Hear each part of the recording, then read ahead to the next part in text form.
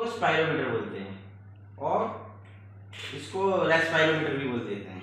ठीक है, ये नॉर्मली मेडिकल स्टोर पर अवेलेबल होता है, कहीं भी मिल जाता है। तो यूज इसको ज़्यादातर जो लॉन्ग टर्म लंग्स की जो बीमारी प्रॉब्लम्स हैं, जैसे सीओपीडी पेशेंट है, क्रोनिक ऑब्स्ट्रक्टिव पल्मोनरी डिजीज, और अस्थमेटिक पेशेंट है, और भी लंग्स में पुरानी बीमारियां हैं, इन्फेक्टेड है, लंग्स में सांस नहीं ले पा रहे, ब्रीथनेस नहीं ले पा रहा, सांस नहीं ले पा रहा सही से, और ऑक्सीजन लेवल कम रहता है 80 85 90, फिर ऑक्सीजन की जरूरत पड़ती है ऐसे पेशेंटों में।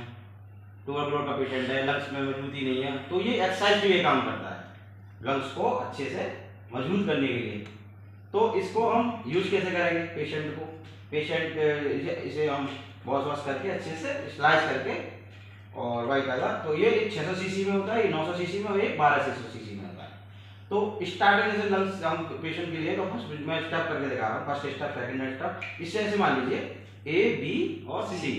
फर्स्ट स्टेप ए जो वॉल उड़ेगा, ठीक है, जैसे लंग्स जिसके जैसे हमारे प्रॉपर सांस में लंग्स काम कर रहे हैं,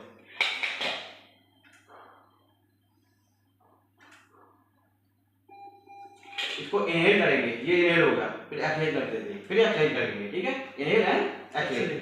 उसके बाद क्या होता है कि पेशेंट के लंग्स में जितनी पावर है उस हिसाब से काम करेगा, जैसे लंग्स में जितनी ह्यूमिडिटी है उसके हिसाब से। अब हमने फर्स्ट स्टेप के बारे में बताएंगे, पेशेंट को बताएंगे, जैसे फर्स्ट स्टेप बताया तो फर्स्ट स्टेप आएगा कम से कम इसे हम दिन में 3 से 4 बार कर सकते हैं, और 5 से 6 घंटे के अंतराल में, 5 से 6 घंटे के अंतराल में हम 3 से 4 बार पेशेंट से करा सकते हैं। नॉर्मली बेसिकली कोई भी कर सकता है इसको फैमिली में, लंग्स को मजबूत करने के लिए, एक्सरसाइज करने के लिए, डिफिकल्टी हो रही हो, एस्थमेटिक पेशेंट हो, पुराना पेशेंट हो, घर में कोई भी हो, ठीक है, और सीओपीडी पेशेंट हो।